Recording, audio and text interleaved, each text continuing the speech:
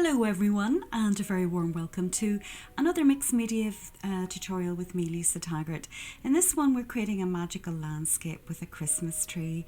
I'm calling it Wondrous Day, and what a wonderful thing to discover a lit up tree in the middle of the woods with the snow. So if you're interested in that, let's look at the materials first of all. As usual, we've got hot press watercolour card from Lavinia stamps, which is a great one for stamping. Also using a little bit of masking sheet in the shape of the Christmas tree. We're using elements again this week in confetti and emperor red. Also in the greens, olive and Bermuda.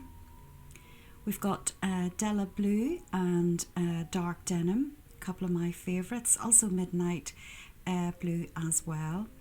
And some graphite and Sundance, but use whatever colours you have or whatever colours you prefer. For stamping we've got Nocturne and Morning Mist, but you don't need both, one of them would do. We've got the Zig pens in orange, yellow, a couple of pinks, also a lilac, the blender pen, I think that, no, it's a pale blue and a mid colour sort of blue with a dark grey, and then the blender pen. All the numbers in the description box below.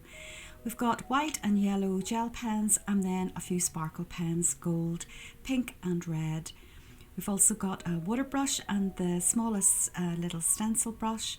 We've got pastels in orange, sort of a dark sepia and a skin tone with white as well, and the chalk pastel, also the applicator, and finally the diamond stickles for some twinkle on the fairy's wings. Here's the stamps. We've got Wild Pine, which I'm going to make look very different. We've got Birch Tree, Freddy from the new release, Whimsical Hairs, and of course Small Branch, one of my favourites. If you want to convert all of those into something that looks a little bit like this, just keep on watching. We've got 7 by 8 inches of our watercolour card, and the preparation is I cut the shape of the tree from copy paper and then again from the masking sheet, and I wanted to mask the tree area off before I do the sky.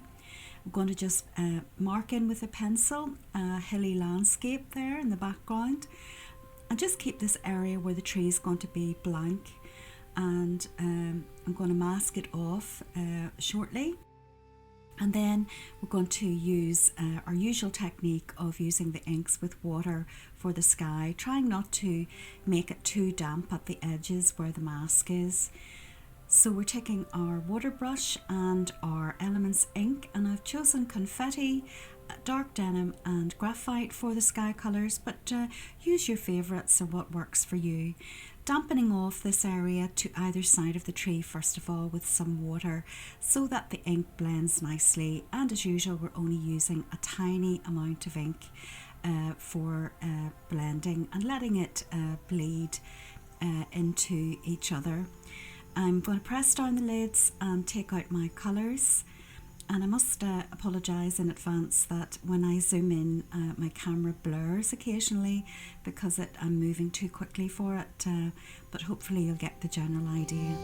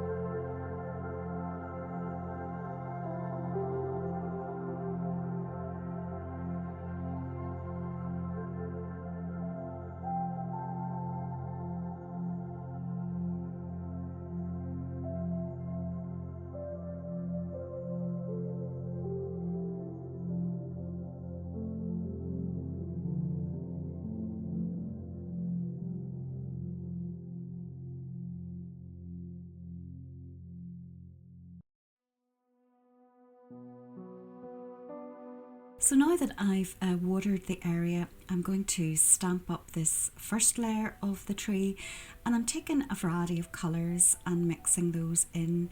I want to sort of mimic the colours of the baubles reflecting off the tree, and maybe they're lit up from within, who knows, it's magic. So lots of different colours popping it down on top of the stamp.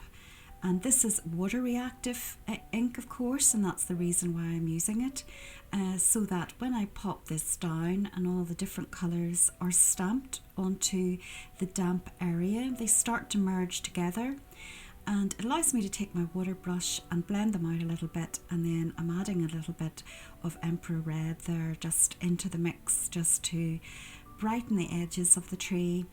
And you might think, why later on I go over that again with the green, but it still peeks through all these colourful areas and just adds to the richness of the tree, and you can still see some colour reflections peeking through the branches.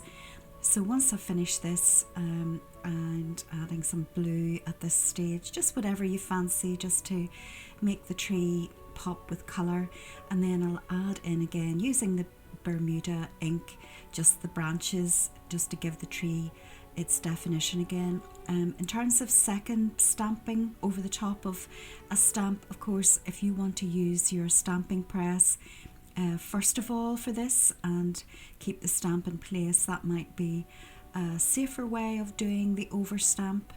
But I always like to live a bit dangerously and just sort of do it by eye, because of my limited patience. So there you see the lovely colours. You could just keep it like that and don't have to over stamp it, but I like the darkness of the branches to be added back again. And as you'll see, I'm about to first of all take the edges, do the edges with the yellow, so that it looks as if the tree is lit up, and I'll blend that out nicely, and later on add some white pastel to it just to tone back the vibrancy of the yellow colour.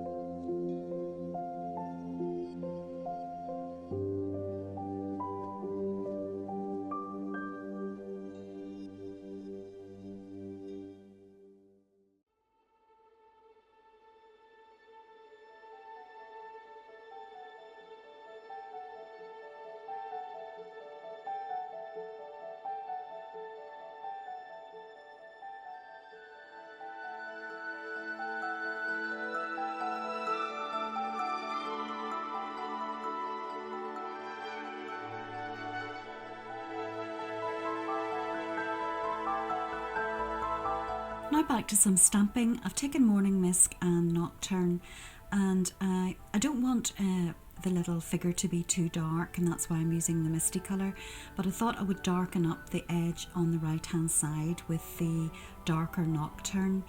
It wasn't a particularly juicy Nocturne pad, so I'm not sure that it worked out as dark as I'd hoped, but really if you just have one pad, that would be sufficient.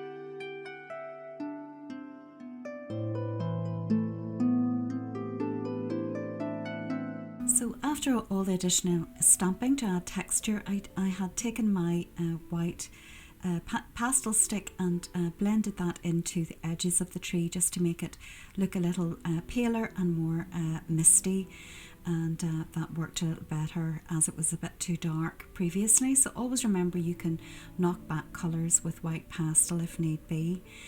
Now, I'm sure you're wondering why I'm taking my Zig water pens out when I've already used the ink. And it was really for a bit of contrast because I wanted the outside of the circles to be a slightly different colour than the inside. And I did a little test out before I started the project, and I thought that worked quite well, particularly when I'm putting the pastel around the edges. And I suppose it just gives it dimension, and you could either darken up or lighten up the centre of the circles using the two mediums. But really, when all's said and done, if you wanted just to use the Zig pens and not bother with the first step of the Elements ink, that would be fine too. I just thought this worked out quite well, and it gave me an idea of where to place the colours as well. You can see I'm using a dark grey to add a dark rim to all the circles just inside the circle, and I'm not colouring in the whole circle so that the little bauble is really in the centre of the space. Don't want them to be really enormous, but that's how I'm giving them the dimension with the dark grey Zig pen. And I will have the numbers of the pen in the pens in the description box below.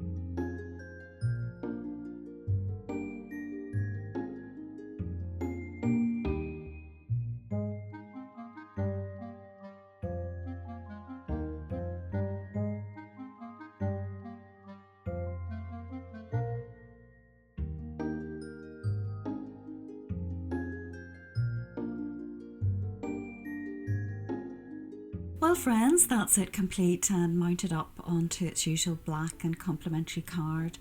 And you can see it close up. One thing I did off camera was I toned down the white pastel around the little baubles using an orange pastel pencil and blended that in really well with my tiny little, it's really a glue applicator, but it blends small areas in very nicely, and that gives it more of a sort of glow than that very stark white that I had at the beginning, and I was a lot happier with it. And you can see the twinkle and how I fix mistakes when I have little patches in the snow of my inky fingers where you just add foliage. So if you haven't already done so, please consider subscribing. It really helps the channel out a lot. Leave me a comment and all that stuff. Also, a big shout out to my lovely members. There's a real growing number of you now. I'm so thankful for you all. If you want to check out how to become a member, look at the description box below. Also shop links and curated art supplies and all that stuff. But until next time, of course, take very good care of yourselves. But above all, get creating, be brave and enjoy the adventure.